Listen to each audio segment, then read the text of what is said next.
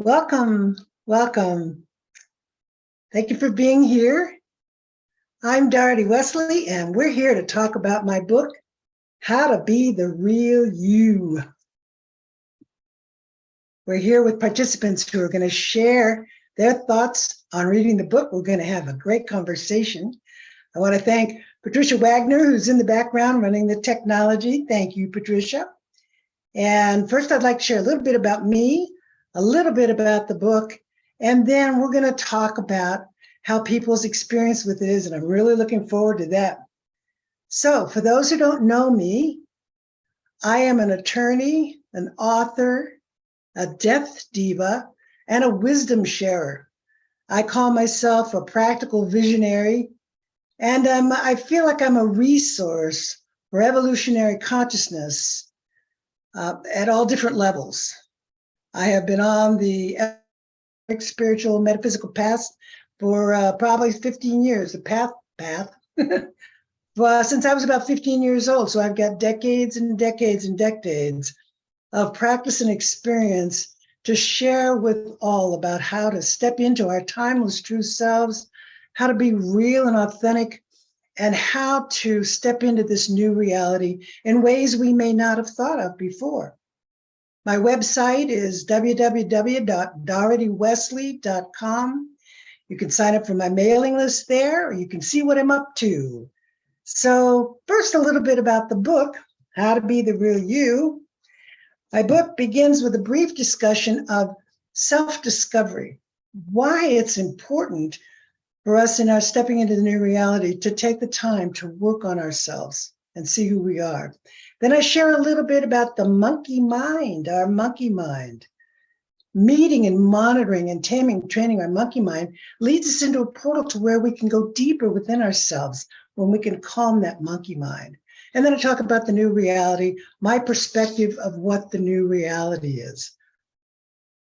And then I move into what I call the 5 keys to being the real you, the 5 keys to freedom that unlocks the door to our inner self, to becoming who we really are, to becoming authentic and real, something I never thought I could be able to do. It took a lot of work, and it's always wonderful to be there.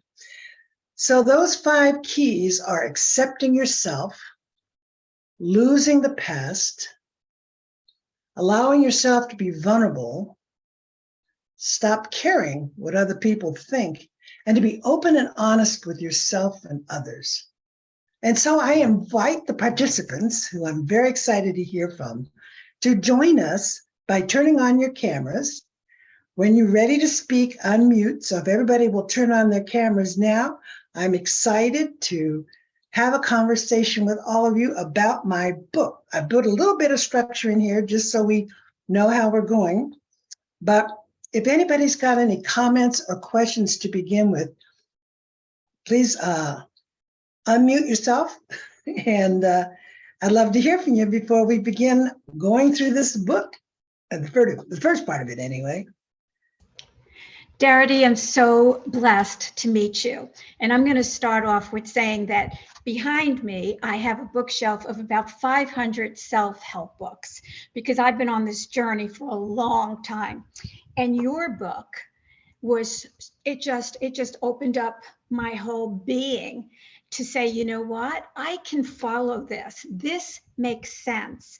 And I just want you to see that I have all these little sticky notes, and I've highlighted majorly what pertains to me. So I just want to say thank you. And I believe that I was led to this because it's at a time in my life when I really needed it. So thank you. Thank you. Thank you. Thank you for letting me know that. I so appreciate it. Anyone else? Yeah, I have something to say. It's Donna. Nice to meet you, Doherty. Nice to meet you, Donna. Similar to Marianne, I have a lot of what I prefer, self-development. I used to say self-help. Now I say self-development. Self-development, yes. Yes, because we can continue to develop. I don't want to feel like I need help anymore. Anyway, so I've been on this path for quite a while, and I've done work on myself, work with coaches over the years, yada, yada. But there was just something about your presentation that things started to click in a way that they didn't click before. I think part of it is where I'm at right now in my life too. So, you know, when the student is ready, teacher appears kind of thing. But I don't know. I just kept getting these little, oh yeah. I just a little tiny shift, you know, where I'm really able, like, I think I'm going to really be able to apply it and integrate this into my life in a way that I hadn't before. So thank you for that. Thank you. Thank you for letting me know that. Appreciate it. I'll go. I'm on the same journey. It's also nice to meet you finally in person Nice to meet you and too. through video technology. Brilliant. Exactly. I've been on a journey for quite a while now, of course, of all the self-development, but my parents have passed, and now that I'm back home, I feel like the new me is, I'm revealing the new me. The new real me would be better. And I really resonated with the 5 steps. And I found that I already hit one and I'm starting to dabble in the other 4. So I thought the timing was impeccable as well.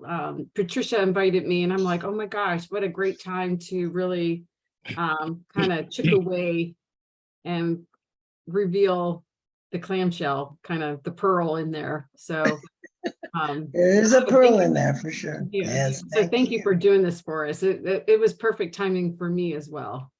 Thank you. I'm doing it in depth just to let everyone know. I'm doing it in depth on my website. I have something called Navigating the New Reality, and I'm doing an in-depth talk about each one of the 5 keys, what I call the 5 keys to freedom. So if anybody's interested, you can just go to my website and www.dohertywesley.com, and up there, I think in mini courses, there might be on the homepage where we've got information about these mini courses. I've got a whole one on Meet and Monitoring Monkey Mind, which is where I want to begin today, and taming and training your monkey mind. And then the second series is about these 5 keys to freedom, which we're all working on. They're all work in progress. I think that it's something that, you know, that our authenticity is part of stepping into it each and every day as we walk our path. It's not something that just becomes static. It's dynamic. We're dynamic human beings, and therefore I feel like that's what these 5 keys support us every step of the way. And sometimes they're just review for people too. So anyone else have anything else? Thank you, Michelle. Yeah, I'd like to go. Very interesting. First thing I have to say is I beat you by a year. I've been on the path since the age 14. Exactly. You went into 15. But the We've been at it a interesting, long time. right? I just really read the book about a week or so ago. I had it in my possession, but I read the whole thing and it was beautiful. And it hit me that going back around December, I was doing a lot of work with my men's group. I'm part of an international group and we had calls, and I was shifting. Things were changing in me. And when I read your book, I realized the things that were changing me are the things you wrote about. You talked about giving up the past. I declared sometime in January that my karma is over. I am complete with karma. Nobody owes me a thing. And, you know, I don't know anybody. And it's almost like my whole consciousness back in time, all the things that would bother me, they don't bother me anymore. You know, the little things that bug me, I think back, they don't bother me anymore. So, you know, and then we came and, you know, new realities formed and I stepped into the new reality, and I still have, that doesn't mean I'm complete in any stretch of the imagination. But I know I have begun the work, and it is, you know, getting better and better as I move along. So I thank you very much. You're welcome. Thank you, John. Thank you for saying so.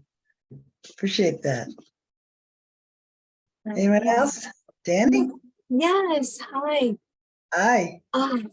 I just have to say that this was, your book is a lovely experience. I want to call it that because I thought I was the real me. I'm developing. I've been working real hard at this. I am myself. I'm comfortable.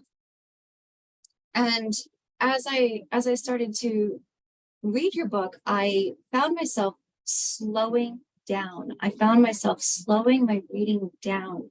I felt as though we were sitting together. Like I was sitting with just a trusted friend, and it was a safe conversation. I was, it was easy to understand. You know, I've seen some self-help books out there, and it's to do this and do this and do this, and it's overwhelmed me before. So, having your 5 keys in front of me and how you just put everything just so kindly and just simply, it's simple, but it's so important. I have a stronger sense that I feel safer about being myself. So I hope that makes sense. That makes sense to me. Yeah. Thank you. Thank you. Thank you for saying so.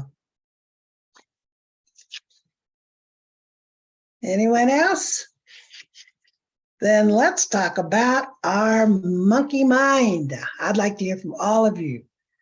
So I want to know whether or not each of you acknowledge, if you've got any thoughts on acknowledging your monkey mind, monitoring, taming, and training, which I talked about in the book, of course. You know, some people call it a demon, some people call it a gremlin, some people call it Bill or Sue or the committee, all different names for that part of ourselves. But I'd like to hear from you guys anything specific you have with regard to that monkey mind. I don't know if you know, I'll just throw in here, but I have a Facebook page called Tame That Monkey Mind.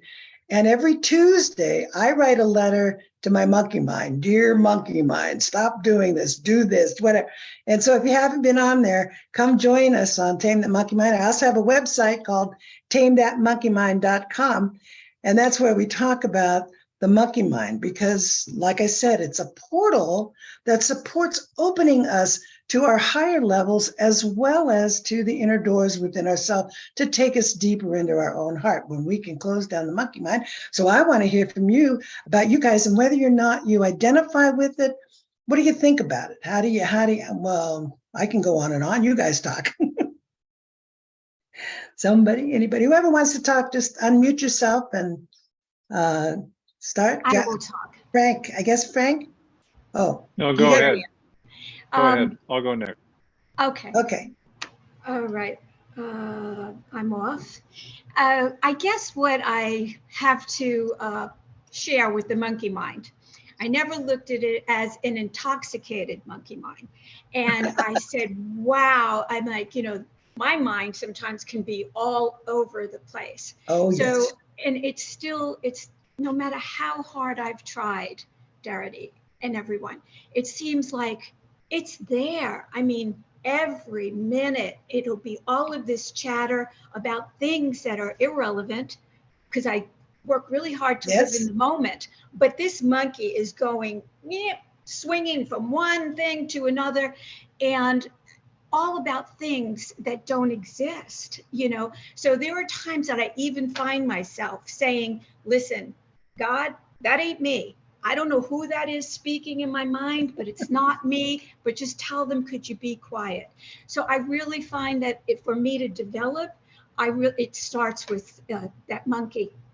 Yeah, I think so I'm too. working how to tame it. I think I put Yeah. exercises in the book, and on navigating the new reality. We talk in depth about taming and training and how important it is to stop it, because I do too. I mean, this is an ongoing, right? Believe me, for the rest of our lives, keeping that monkey mind at bay. And that's just something we have to do all the time. And mine doesn't bother me so much anymore. I mean, in the beginning, you know, but now it's like it pops up and starts doing stuff, and I'm like, get out of here, stop it, no. And it goes away. It goes away, but I've been doing it for years. Yeah. So it's a matter of practice. It'll eventually stop bringing stuff up that will support us going, oh, thank you. Thank you. Right. Be silent. This navigating the new reality, where you say you speak more of that, is that on Yes. a podcast that you have, or It's on my website. Okay. It's on my website. I think Michelle put it in the chat. The link. Oh, okay. On my right. website. Yeah. Thank you. Yeah, Thank you. those practices that I used are there, and it works. It works. It all Anybody else starts- have fun with their monkey mind? Frank, you had something to say.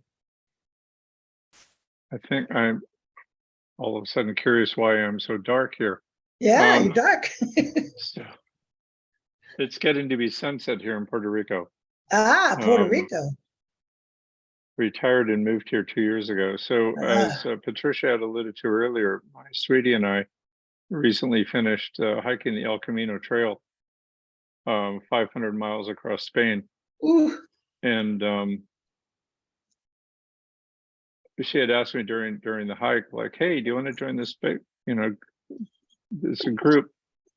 And I said, "Yeah, just tell me what the title is, and I'll download a copy while I'm on the trail." She said, "Oh no, you can't download it. You have to get a hard copy." It's like, what? Like, I don't even do hard copy books anymore. I don't even.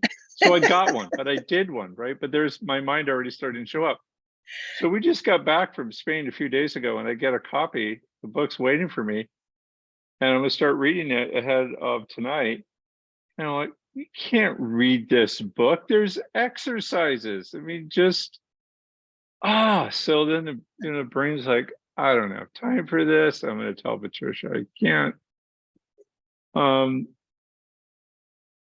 It's still there, and I can say I've been working with that for years with New Thought movement, the books, teachers, communities that I belong to, and but it still shows up.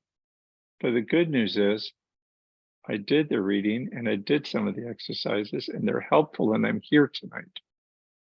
so the exercises I think are in the How to Be the Real You Go Deeper book, aren't they? That's the one I have. Isn't that what we were doing? This is this is the Go Deeper. Yeah, you got the Go Deeper book. That's the one that's the exercises and the journaling and all that. The book, How to Be the Real You, is all textual. It's all the things we're talking about here. But those exercises are all in the book. I mean, the exercises are like the next level.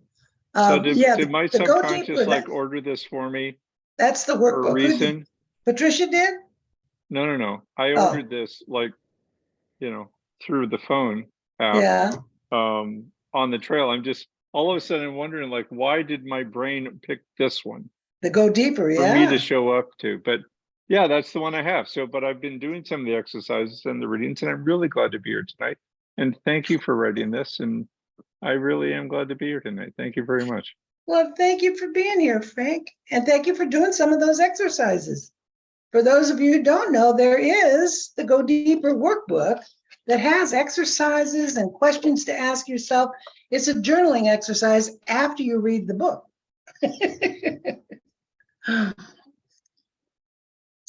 So any other thoughts on the monkey mind?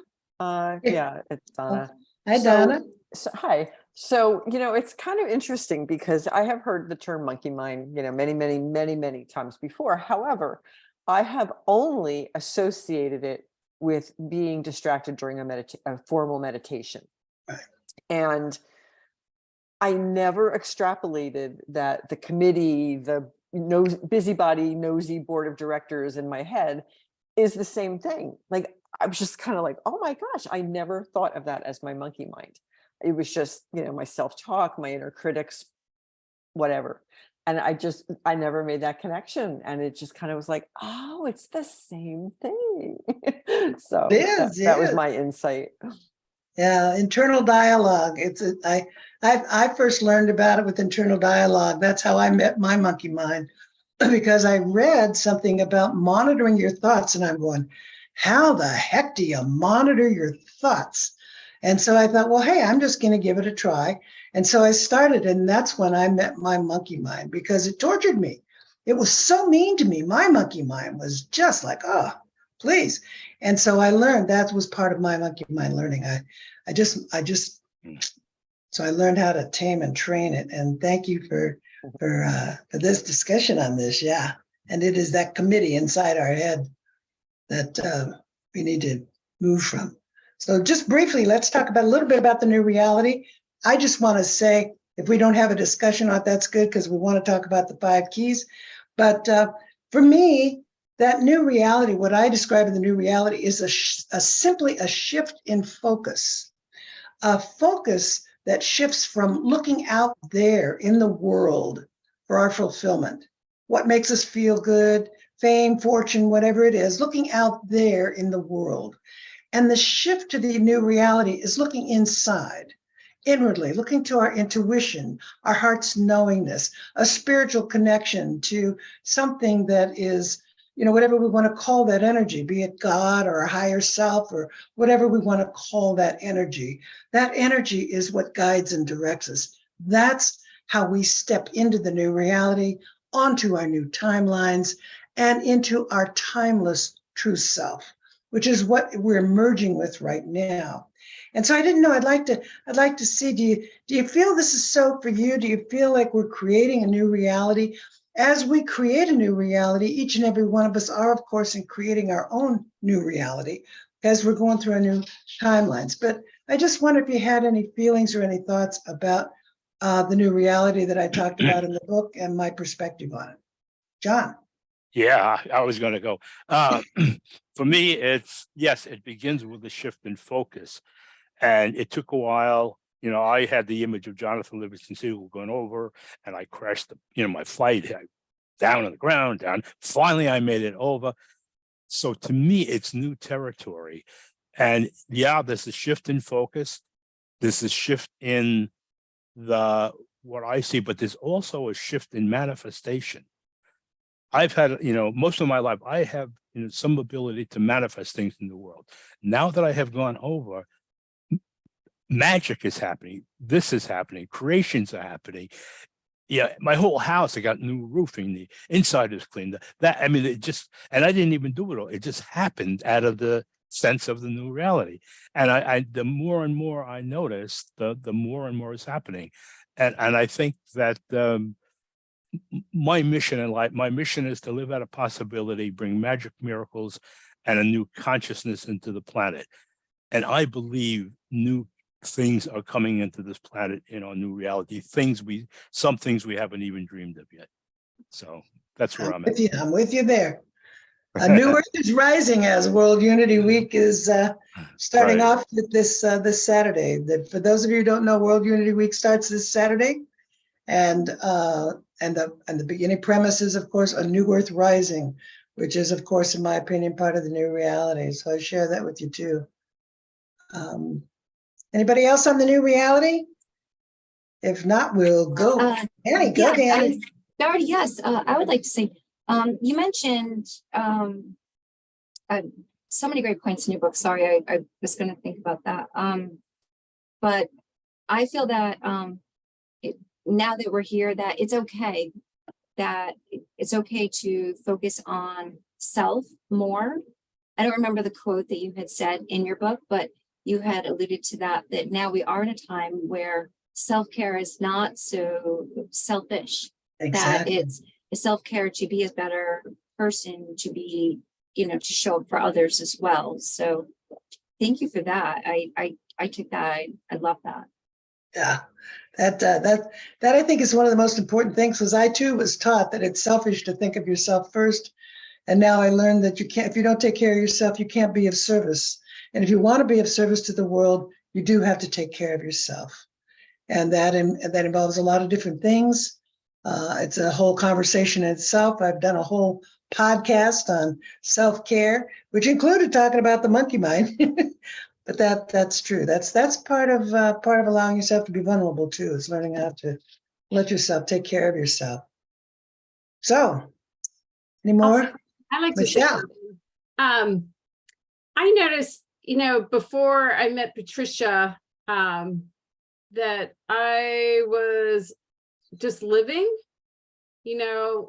just having life hit me like a ton of bricks and pulling straws and being exasperated. And, I would pray, but that just wasn't enough. So I was like grasping out there for help and just all kinds of drama. And a lot of drama came up. Like this. But when working with Patricia and working with the group Living in Heart Center Gratitude and working with tools like Heart Math and meditation and A Course in Miracles, you know, there's a lot of tools out there, but your book is right on. It's all Thank you. about listening to who you are and what your heart tells you, or your intuition or your gut feeling.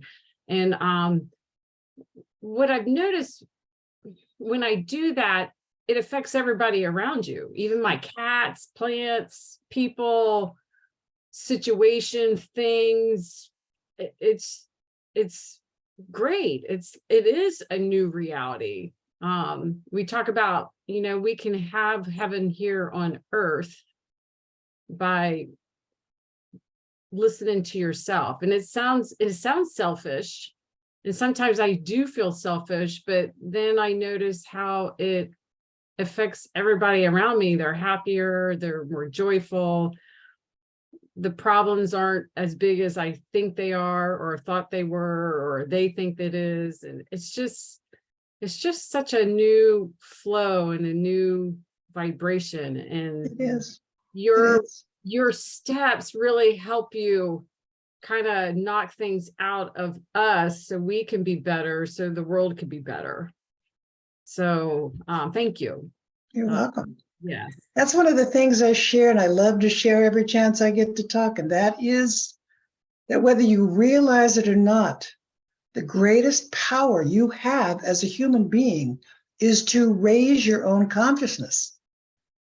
And when you do that, when you raise your own consciousness, whether it's over time or whether it's fast, you come to a whole new level of awareness about yourself and the world that helps you make better decisions, who to trust, what to do, what's meaningful in your life. And that gives you the ability to do that. And then comes the realization that when we raise our consciousness, we raise the consciousness of humanity because we are all connected. We're all in the field together.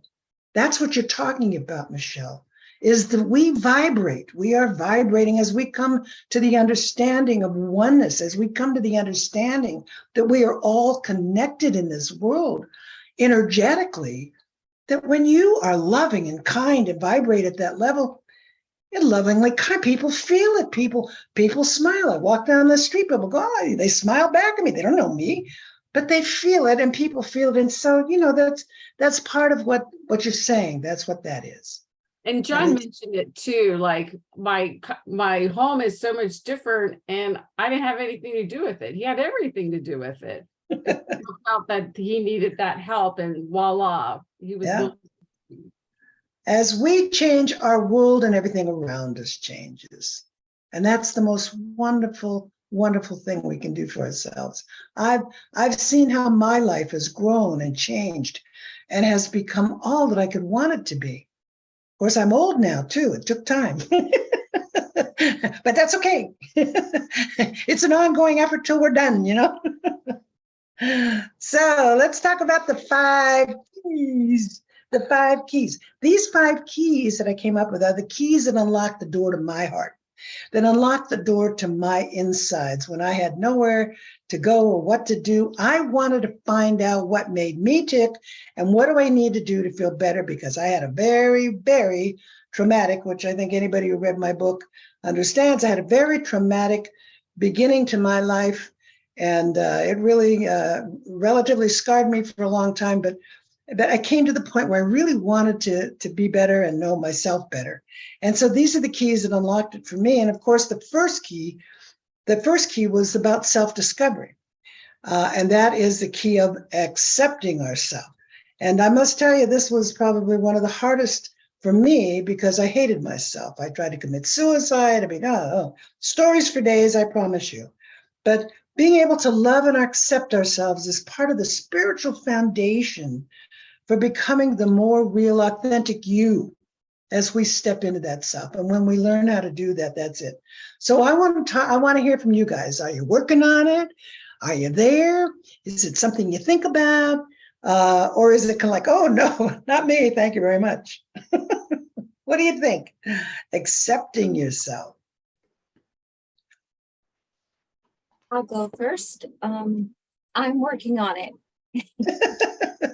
Thank you. Yay!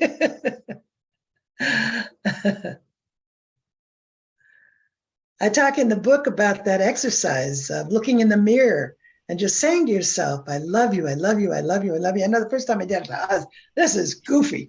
This is really goofy. Am I going to be able to do this? I don't think so.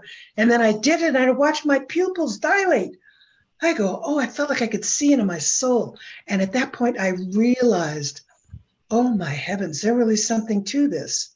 And so I did indeed keep doing it and doing it. I even do it now every once in a while, just for fun. I love you, Darty. Marianne. Yeah, I accept myself way more than I used to, but I'm still working on it. Yes. I had the vision I had of myself is what everybody else's opinion was. So I would bring it on and I would be afraid to complete any goal that I had in fear that I was going to fail. So I would never get there. I'd start, never get there, turn back, make that U-turn. And it took an awakening for me. I had a huge awakening. And then I realized that I was giving and giving and giving and trying to be there for everyone but me. Yep. And I know. I have to look in that mirror and say, you know, you are great, you know, and then I look at myself and I go, really? But it's a hard practice, but it really has helped me. And when you don't accept yourself and you try to be there for everyone else, in October of 2020, I was running with absolutely an empty cup. Yeah. And I hit the floor literally with a Yeah. seizure. And it slowed me down to realize everything I was doing, there was nothing for me. So I'm currently working on that and filling my cup. Good. Good. Learning to love ourselves are very, very important. Yeah. Donna. I'll go. Yeah, working on it, absolutely. But I've made a lot of strides. I've spent most of my life believing, which is really arrogant if I drill it down, but believing that I'm somehow responsible for the well-being of everyone in the world, everyone around me, everyone with whom I interact, family, friends, strangers, whatever.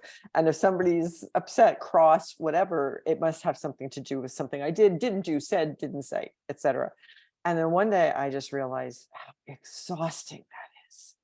It's absolutely exhausting to carry that. And so I've been working on letting that go, and I've made big strides in that respect. And one thing that I also wanted to mention is when you talk about the practice in the book of when negative self-talk and starts, to stop it in its tracks. So what I've started doing is, you know, the line in Meatloaf's Paradise by the Dashboard Light where the girl says, "Stop right there." So that's kind of what I conjure up, and it's humorous and it works, you know. Good, so, good. yeah. Yes, Oh, thanks. I'm with you on that. Anyone else on accepting yourself? Yeah, I'd like to go. Okay. I basically, I'm going to preface it with something. When I was first born, I was a happy little boy, and then I got whacked around the age of 7 with rheumatic fever or something, and everything seemed to shift. And I had a very big inferiority complex. I felt less than people, and not always. You know, when the summer came, somehow I jumped out of it and I felt good, but then I would go in feeling less. I even got into college, and I went in and out of feeling okay about myself. And my mind was saying, how come they're teaching me all this academic stuff? Why aren't they teaching me how to be me? Shouldn't they be teaching that? I mean, that's where I was. But as years progressed, I got more and more confident, and I grew. And I've reached the point now where I'm almost like Frank Sinatra. I'll do it my way. I mean, really. And really, I mean, I've reached the pinnacle. You know, I'm Doing it your way. right. And I know, even though now here I am as Frank Sinatra, I still have a long way to go. You know, Yeah. but It's an ongoing. but I've crossed the line, and I'm really okay now with all of this. So that's where I'm at now.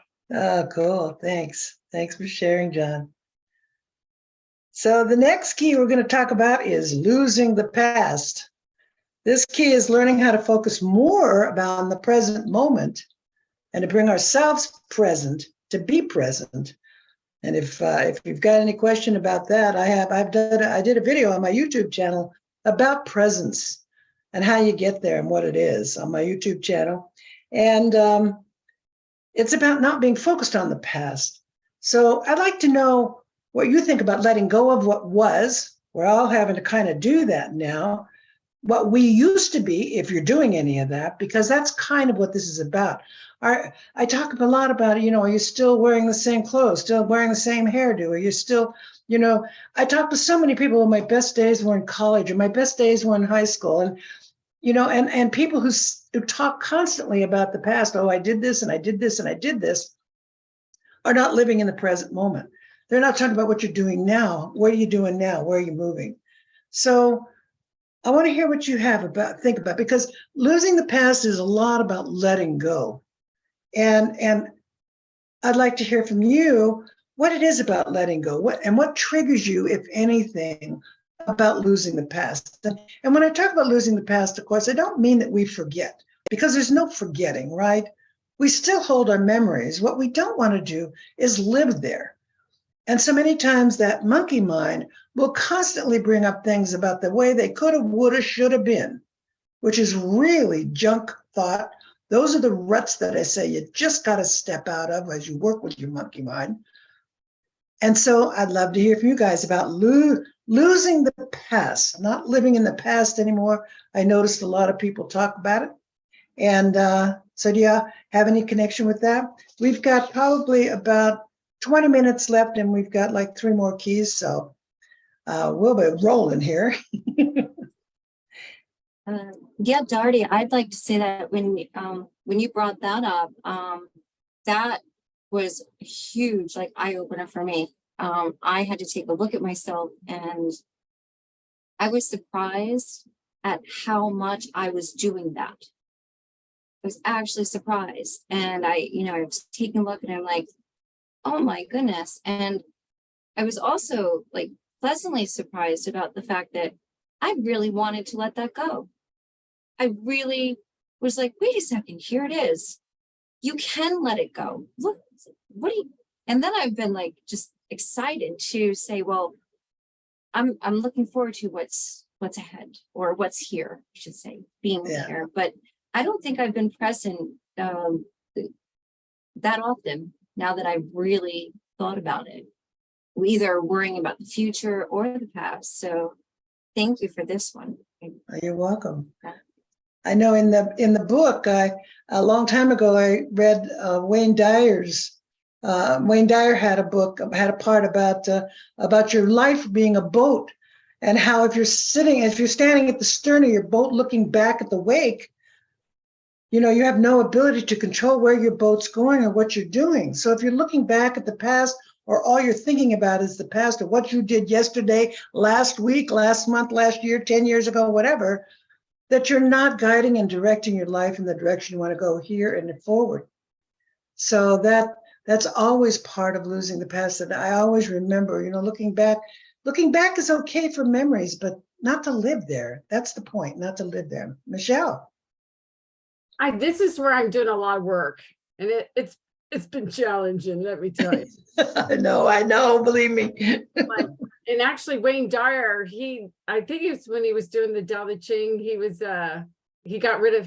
told his assistant to get rid of all his stuff in the office, all his books, all his memorabilia, and he felt release. And I'm like, well, I don't have friends that are going to get rid of my stuff. So no. That's a personal thing, yeah. And I find that I have a lot of belongings, and to me, that's holding on to the past. And I decided, I've been working on it for a while to purge through my stuff, and it's releasing a lot of memories. Because hoarders, I'm trying to hold on to everything, and it's really not helping me be my real essential self. And even with I haven't forgiven myself. I think you do a forgiveness thing in here.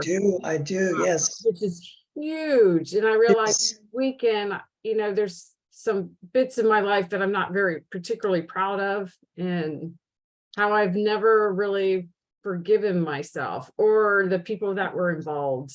And that was kind of a monumental shift for me. And I still need some work in that area to still cleanse it, but it really does hold you down. It keeps you from living your fullest, but you don't know why you're not living your fullest until you start digging in your past to figure out what you need to lose and let go. And Yeah, if I'm explaining that correctly, I don't I hear know. you. I hear you. I mean, forgiveness to me is probably the key, because so many times we're attached to the past because we have not forgiven ourselves or others. I remember for me that the hardest thing I ever did was forgive my stepfather, who I hated all my life.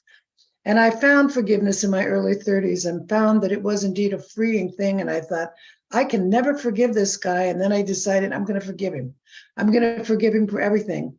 And I'm always reminded whenever I do forgiveness on myself or anyone else, that it reminds me constantly of Christ on the cross, who said, forgive them for they don't know what they're doing, in essence, paraphrasing, of course. But that forgive them because they don't know what they're doing. You have to know that it's not about you. It's not about them. It's about you. And we forgive ourselves. I have forgiven myself for everything I've ever done in my whole life. I have no regrets. I have nothing. I've done all that. And that's how you get there. Forgiveness is one of those keys that is just gives you freedom from baggage that you can't even believe that you've been carrying around for a long time. And we don't do it because we want to keep in our heart some little place, oh, they hurt us, they did terrible things to us, and we want to hold on to that. And that's one thing you have to monitor. After you've forgiven someone, you have to make sure that you don't hold on to those little pieces, because the freedom is for you, not for the other person. You never tell the other person. I never told anybody. I just did it. And the freedom is for me. And so that's a big part of losing the past is the forgiveness. And so I just share that. That was very spontaneous. Right. I didn't plan on saying that. Yeah, and the stuff that I was holding on to, I realized it was with me almost every day, but I never really forgave it and processed it out. So And once you forgive it, it's gone. It really is. When you do it from the heart, it's not from the mind. It is not from the mind. You cannot forgive from the mind. You forgive from the heart. So allowing yourself that to me is one of the most important things that leads to freedom more than you can even imagine. And the more you practice forgiveness and doing it and getting there, the better it is. It's amazing. It's absolutely amazing. So let's move on to being vulnerable. The next key is merging into our true authentic self is just becoming more real. And that's what being vulnerable is. I remember, when we're not hiding behind the facade of pleasing others or being something. We're just allowing ourselves to be who we are, do what we do, not defending ourselves, not making ourselves anything other than just being us. We all make mistakes. It's okay. You come to that place in your life. So has anyone any thoughts on how you feel about being vulnerable? I think it's scary, right? It was for me when I first said, I'm going to wear my heart on my sleeve. And I'm like,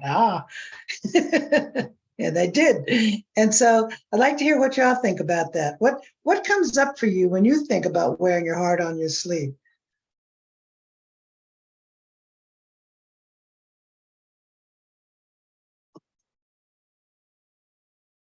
I'll talk. So I've been a person who's usually not fearful of being open. I have a very low tear threshold and I used to fight it like crazy and it was just impossible. So I just accepted, and I'll joke and I'll say it's just part of my charm. And so if I do get emotional in a setting that, you shouldn't, quote unquote, get emotional and at work, but have you, I'm okay, fine. It is what it is. I'm fine with that. However, there are other areas where I clam up and I will not speak about what I really think because I know it's not the common mindset in the group I'm in, let's say. It's not an opinion that's mainstream. So like if I'm in a situation where people are going to think any talk of like new age metaphysical things are like most likely to clam up and not just even go there, you know. And I don't know, part of it I guess is fear of criticism and being judged or mocked, whatever. But I also think part of it is okay, because have you ever heard the expression, don't go to the hardware store for milk? Exactly. So sometimes you want to protect things and not have them diluted or ridiculed or whatever, you know, and you're just, you know, just choose not to, not from a Right. fearful perspective, but from an empowered perspective. So I think we have choices in everything. And that choice is whether to reveal ourselves or not reveal ourselves. That doesn't mean we're just, I mean, when we're being real, it doesn't mean we're just open and out there all the time. I mean, that's what I tell people all the time. It doesn't mean that. We certainly make choices, you know, because we've got to follow our heart. We've got to follow our instincts and know whether this is the right place for us to say the things we want to say. Is this right for me to allow myself to be this open and honest with these people? It doesn't mean we're open. It means making choices and looking at things. I mean, we're very, you know, we have to be circumspect in this world as we move along. So yeah, I'm with you about that. Vulnerability to me is about being open, to being open to those kind of things. You know, it's about just being open so that we're not pretending. We're not doing that affectation, pretentious facade kind of stuff. That's all not being vulnerable, because you're putting on. So when we're not putting on, you're making choices. That's different. So, I mean, there's always that, you know, definitions of words, and, you know, that's kind of my thing, making sure we understand what words we're talking about. When we're talking about vulnerability, I'm thinking about allowing ourselves to be who we are. And that makes a choice. We can be who we are and not express ourselves if we don't want to. I mean, it's a choice in every single thing that we want to do. Yeah. John, you got your mic off. Oh, yeah, okay. I was writing. Everybody knows what I'm going to do. Yeah, I more and more, I try to be appropriate and authentic. And I do look at my audience, and I know that there's some people I don't want to put my stuff on them. You know, so I don't say, you know, I don't tell them, oh, there's a new world. You have to, you know, I try to be authentic about it. And when I feel the person I'm talking to is open to what I have to say, I'll say it. So, you know, and I'm learning more and more how to be me. And on occasions, and more than one occasions, I screw up the whole thing. My old self jumps out and it's like, rah. But very rarely, and with very few people, I'll put it that, you know. So it's a work in progress, but I think I'm doing well in that area. I think I say that in my book too. It's all a work in progress. These are practices. These are lifelong practices.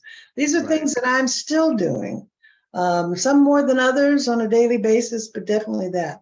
And here's one of my favorites. Stop caring what other people think. Oh, right. That's a big one. Yeah, I got down pretty good. Did you get that one down? Oh, good, John. I really got that one down. Good. Well, that's the key number 4. Stop caring what other people think. And now that's hard. That was hard for me. That I was such a people pleaser in the early part of my life. Oh my goodness sakes. You know, I mean, I just wanted everybody to like me, and that was quite a work in progress. But this key to stop caring what other people think relieves us of worry and anxiety about, you know, we don't let other people's opinions about what we're doing run our life, because we want to do our own, you know, we want to live there ourselves. We don't want that to happen, right? And we don't take things personally. Isn't that wonderful? We learned that. We got that from Don Miguel Ruiz, right? That's from his 4 agreements. That's one of my favorite things, is to not take anything personal. Not easy. Oh boy, that is not easy. But you realize it's not about you. It's always about the other person and what's in their mind that they're reflecting to you. And so you have to just understand that it's not about me, and not take it on. And then we make choices, just like we were talking about, and what feels right for us. So how do you feel about the idea of, we've got a short period of time, we've got like a few more minutes here. About how you feel about no longer taking care of what others think about you. What do you think? Hard, easy, Danny? This was so hard for me for the longest time, and just reading this and sitting through this, and it's so freeing. So I'm newly into this, but I love it. Thank you. You're welcome. Darity, I'm going to reflect back to one of the quotes that you have in here about care about what other people think and you will be their prisoner. And oh boy, have I been their prisoner. I mean, if somebody looked at me the wrong way, if they didn't text me, if they didn't call me, I mean, if the mailman didn't wave to me, there had to be something I did wrong. And it took a lot to realize that sometimes you're just not somebody's cup of tea.